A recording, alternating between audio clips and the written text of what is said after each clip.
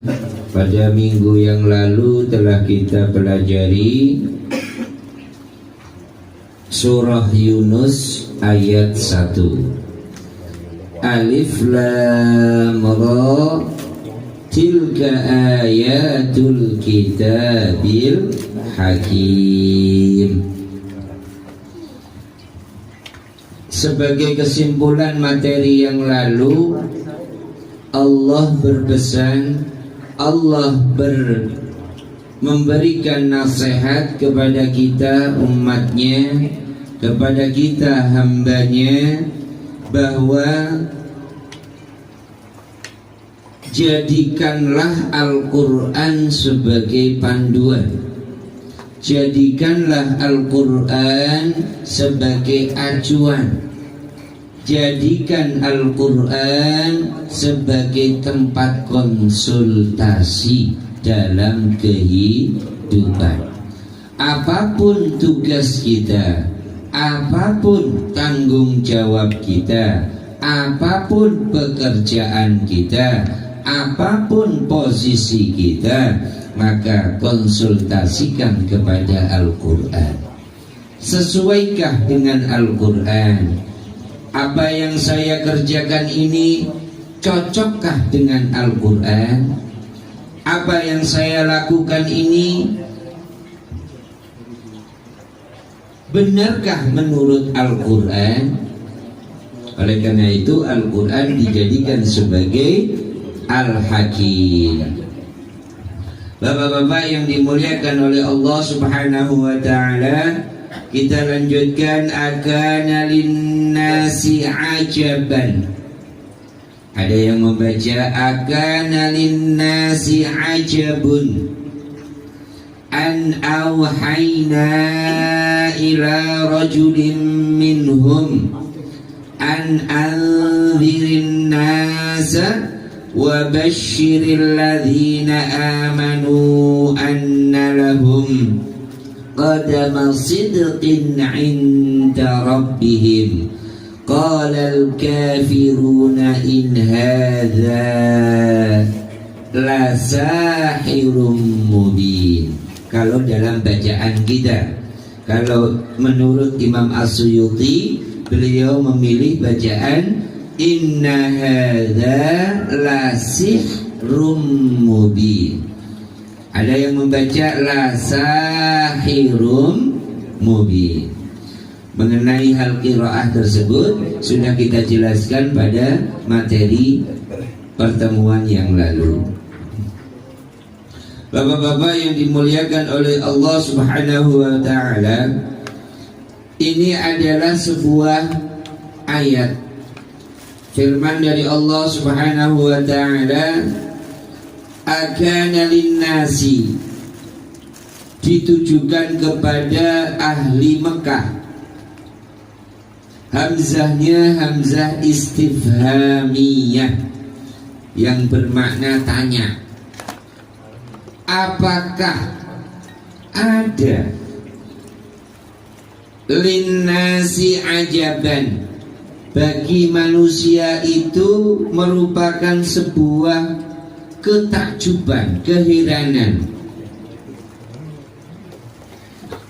An awhayna, tentang yang kami wahyukan, ila rajulin minhum, kepada seorang laki-laki di antara kalian, Muhammadin sallallahu alaihi wasallam, yang orang tersebut bernama Kanjeng Nabi Muhammad sallallahu alaihi wasallam. Jadi ini sebuah pertanyaan, ngapa sih Allah pakai ngutus-ngutus nabi segala? Kenapa sih Allah pakai mengutus nabi? Mereka heran, mereka mempertanyakan itu. Ini Masya Allah luar biasa.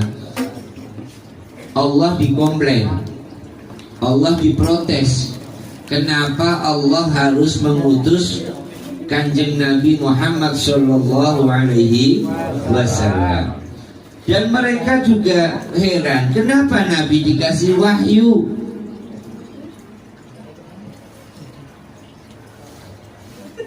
Oleh karena itu Allah menjawab, an anzirin nasa wa basyiril ladzina amanu anna lahum qadama sidqin 'inda rabbihim.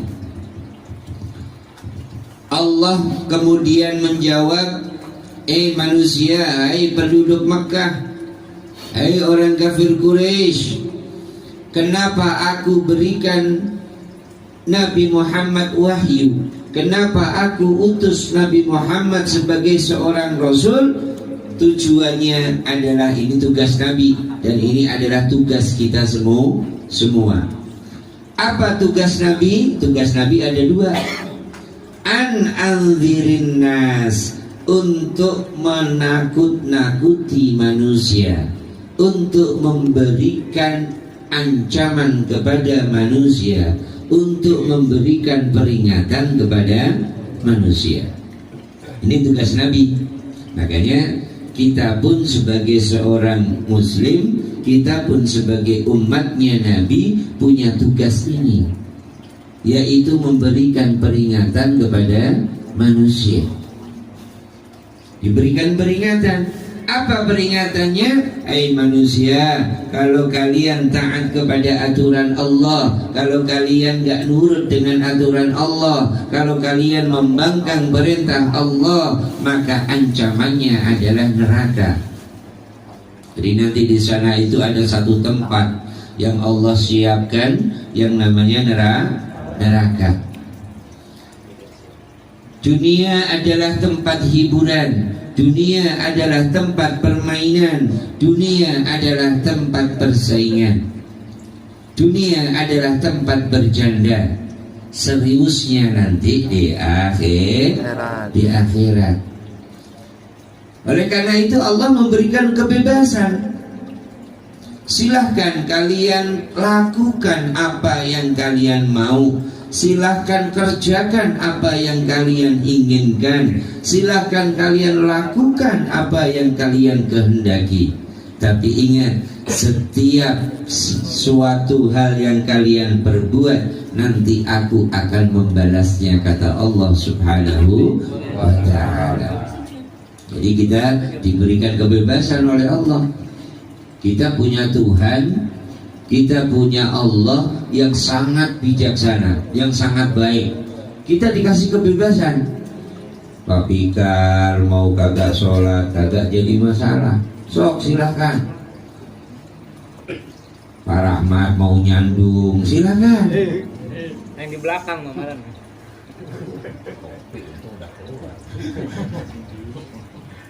Gitu ya. Pak calon ketua RW mau nambah lagi, silakan. Gitu.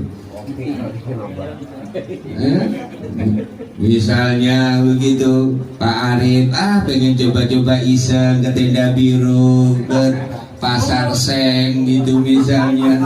Silakan, diberikan kebebasan. Monggo Pak Arif. Dipersilakan. Akan tetapi kita harus ingat pesan Allah bahwa saat ini kita bebas, akan tetapi ada saatnya nanti Allah akan bertindak bebas juga. Nah, jadi 50-50 udah impas tuh. Kita di dunia bebas melakukan apa yang kita inginkan, Allah pun akan bebas untuk memberikan balasan terhadap kita sebagai hamba-hambanya. Yang kedua tugas Nabi, wa basyiril ladzina amanu. Tugas Nabi yang kedua, Muhammad, berikan kabar gembira kepada orang-orang yang beriman. Muhammad, berikan kabar gembira, berikan informasi kepada umatmu, kepada manusia, ketika mereka nurut dengan aturan-aturanku, ketika mereka nurut dengan perintah-perintahku, maka aku sudah siapkan satu tempat yang namanya surga. Masya Allah. Kasih kabar gembira. Oleh karena itu, sebagai kehidupan di dunia, ada satu kisah, ada satu cerita zaman Khalifah Al-Mu'tasim. Ada seorang ulama besar yang hidup pada zaman Khalifah Al-Mu'tasim. Kiai tersebut, ulama tersebut, ustadz tersebut, tokoh tersebut bernama Ibrahim bin Adham, seorang tokoh sufi yang bagi zikir ghafilin biasa menyebut Ibrahim bin Adham.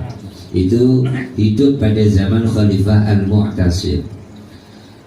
Pada saat pergantian tahun, sang raja memerintahkan kepada panglimanya untuk mengadakan pengamanan terhadap acara tahun baru. Acara tahun baru sudah diatur, sudah disetting. Acara tahun baru pergantian tahun itu ada di titik A, B, C dan seterusnya. Setelah itu si panglima kemudian mengumpulkan anak buahnya. Wahai para tentara, wahai laskar, wahai petugas keamanan, sang raja memberikan amanah. Sang raja menugaskan kepada kalian agar kalian mengamankan acara tahun baru. Siap, siap. Setelah diberikan posisi-posisinya, maka seluruh tentara menuju ke posnya masing-masing. Pada suatu malam, sang panglima ini mengadakan pengecekan. Sang panglima mengadakan inspeksi. Apakah tugas yang diberikan oleh Tuan Raja dilaksanakan atau tidak oleh bawahannya. Maka si panglima ini, si jenderal ini kemudian mengadakan belusukan. Karena yang namanya panglima itu duduknya di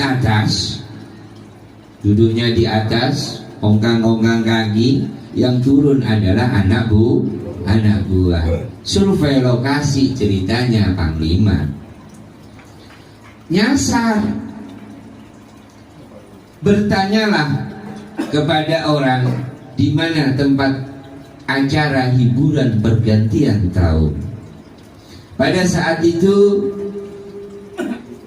ditemuilah ada seorang tua yang berpakaian kucel, lusuh, kumel, dekil. Ditanya, yang namanya sudah aki-aki, Ki, kamu tahu nggak Ki, di mana tempat hiburan Ki? Dijawab sama aki-aki, tahu. Bapak, setelah belok kiri lurus, nanti di sana ada satu rumah. Setelah menemui satu rumah itu, Bapak belok kanan, lurus saja ketemu. Jalanlah si panglima ini, naik kendaraannya, naik berkuda. Ternyata apa yang dijumpai setelah di sana, tidak ada tempat hiburan, yang ada hanyalah pemakaman. Jadi lokasi kuburan. Yang namanya tuan, yang namanya panglima, yang namanya jenderal kesinggung, ini aki-aki kurang ajar nih. Orang saya minta kasih tahu tempat hiburan, dikasih taunya kuburan. Dan itu balik lagi ke aki-aki, Ki, yang benar ngapa? Saya tadi sudah katakan, saya nanya sama Aki, mana tempat hiburan? Kata jawab si Aki, kan tadi udah dikasih tahu, Bapak belok kiri lurus, nanti ketemu rumah, belok kanan, Bapak lurus aja, di situ ada tempat hiburan. Saya udah kesana Ki. Nah terus, bukan tempat hiburan, kuburan itu Maki. Apa jawabnya si Aki? Ya itulah tempat hiburan. Kalau orang lagi suntuk, kalau orang lagi gundah, kalau orang lagi resah, maka melihatlah kuburan, pergilah ke kuburan. Apa tujuannya? Ternyata punya maksud. Akhirnya si Panglima ini desek lagi. Sebenarnya Aki tahu nggak tempat hiburan? Tahu, kan tadi udah dikasih tahu. Yang jujur. Ya udah, itu tempat hiburan. Sama Tuhan, sama si Panglima, aki-aki ditonjok. Apa yang dikatakan si Aki? Alhamdulillahirabbil alamin. Si Panglima keder. Ini tumben nih, baru kali ini nih gua ketemu sama orang, gua tonjok, alhamdulillah. Ki, saya nanya sekali lagi nih, jawab yang benar. Tempat hiburan ada di mana yang pergantian tahun itu? Ya tadi udah dikasih tahu. Masih kagak mau jujur juga. Gampar lagi jubret. Alhamdulillah. Karena saking keselnya, si Panglima ini kemudian ngiket tokoh tersebut, si aki-aki tersebut, diseret dengan kuda, dibawa menghadap ke Tuan Raja, dibawa ke kerajaan. Lapor Tuan Raja, ya, saya bawa orang yang bangkang, melanggar perintah Tuan Raja. Akhirnya coba suruh diri, berdirilah si aki-aki tersebut. Ketika tahu bahwa aki-aki tersebut sudah berdiri, maka sang raja tahu siapa aki-aki itu. Tuan Raja kemudian menghampiri aki-aki itu, memeluk, mencium. Nah, si Panglima yang nangkep itu tadi heran. Ini Tuan Raja kok kenal sama orang pengemis yang dekil, kumal, jelek kayak begini. Tuan Raja, kenapa engkau lakukan itu kepada orang tua ini? Dijawab oleh sang Raja Al-Mu'tasim, kamu tahu nggak siapa orang ini? Tidak, ini adalah kiainya bangsa kita. Ini adalah tokohnya, ulamanya negara kita. Dia adalah Ibrahim bin Adham. Kenapa engkau tangkap? Dijelaskan oleh Panglima. Habis tadi Tuan Raja, saya udah nanya serius-serius, di mana tempat hiburan pergantian tahun? Dikasihnya kuburan. Tuan Raja kemudian bertanya lagi kepada Syekh Ibrahim bin Adham, Tuan Syekh, apakah betul engkau tunjukkan Panglima saya ketika bertanya di mana tempat hiburan pergantian tahun, engkau tunjukkan kepada lokasi pemakaman? Betul. Kenapa engkau tanya begitu? Kenapa engkau jawab begitu? Tuan Raja, Panglima, kuburan adalah tempat yang indah. Kuburan adalah tempat hiburan yang paling menyenangkan. Ketika di dunia kita diwajibkan oleh Allah untuk puasa, maka di kuburan tidak ada lagi puasa. Ketika manusia hidup di dunia diwajibkan untuk belajar, diwajibkan untuk ibadah, diwajibkan untuk belajar, diwajibkan untuk ngaji, diwajibkan untuk sedekah, maka di kuburan tidak ada lagi ngaji, di kuburan tidak ada lagi sedekah. Di sana adalah tempat istirahat. Siapa yang gak senang untuk dikasih istirahat? Maka ini nasihat untukmu wahai Raja, dan untukmu wahai Panglima. beristirahatlah dengan nyaman, nikmatilah masa-masa yang menyenangkan di kuburan, kata Ibrahim bin Adham. Setelah itu kemudian, Panglima, kamu tanggung jawab, lepaskan, antarkan Syekh Ibrahim bin Adham ke rumahnya dengan kendaraan termewah di kerajaan. Kira-kira kalau Pak Lepai dikasih begitu dipanggil presiden karena habis ditangkap anak ama wapresnya, kemudian ketika setelah tahu bahwa Pak Lepai adalah yang berjasa, meskipun awalnya ditangkap, ketika pulang diantar dengan kendaraan kenegaraan, kira-kira Pak Lepai senang apa enggak? Pasti senang. Rata-rata kita senang. Apa kata Ibrahim bin Adham? Tuan Raja, perlakukanlah saya seperti ketika engkau, pengawalmu, jenderalmu, panglimamu memperlakukan aku pada saat membawa aku di hadapanmu. Coba bayangkan, minta diperlakukan sama seperti ketika dibawa di hadapan Tuan Raja. Saat ini mereka sudah kenal aku, saat ini panglimamu sudah tahu siapa aku, sehingga mereka memberikan penghormatan kepadaku. Bagaimana nasib orang-orang yang tidak dikenal? Ketika dibawa ke hadapanmu diseret, maka bagi orang-orang yang tidak dikenal akan dikeluarkan dari kerajaan dengan diseret juga. Tapi karena sudah kenal aku, siapa aku sebenarnya, maka aku tidak mau mendapatkan penghormatan itu.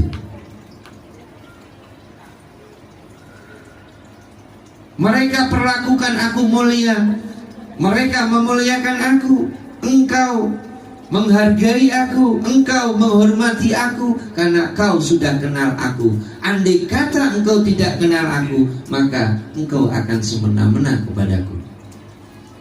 Kalau aku yang Ibrahim bin Adham bisa seperti ini, kau perlakukan seperti ini, bagaimana dengan rakyat-rakyat di bawah?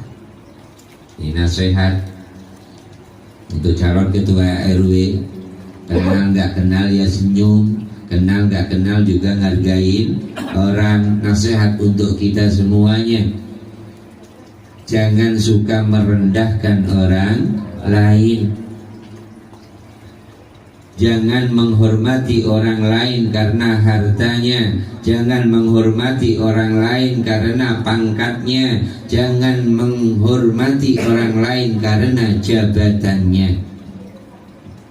Ketika orang yang Bapak hormati adalah orang kaya, pada saat orang yang kaya tersebut jatuh miskin, maka hilanglah penghormatan itu kepadanya.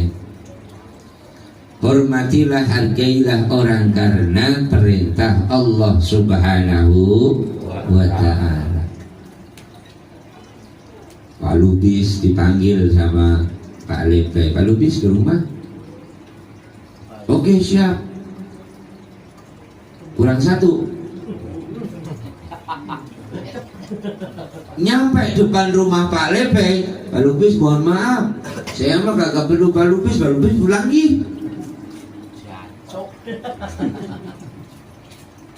Sekali, oh ya udah nggak apa-apa. Yang kedua begitu lagi, sampai 3 kali. Kira-kira Pak Lubis ngomongnya bagaimana? Budok.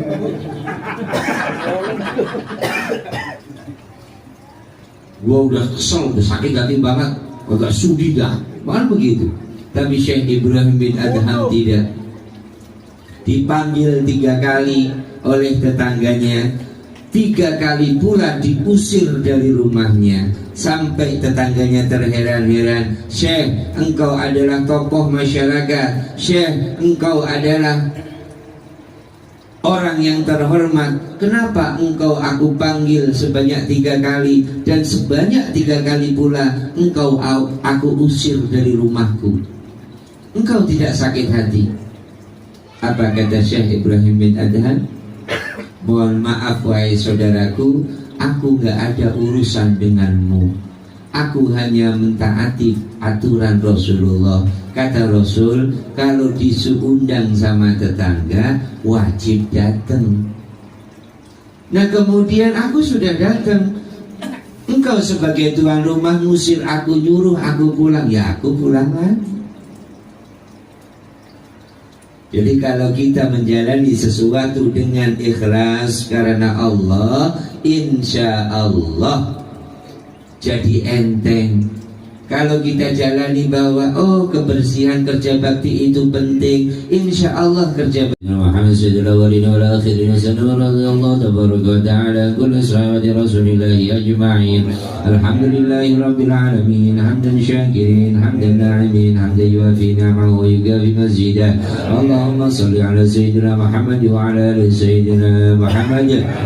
اللهم اغفر لهم وارحمهم وعافهم واعف عنهم واكرم نزلهم ووسع مدخلهم. اللهم لا تحرمنا اجرهم ولا تفتنا بعدهم واغفر لنا ولهم.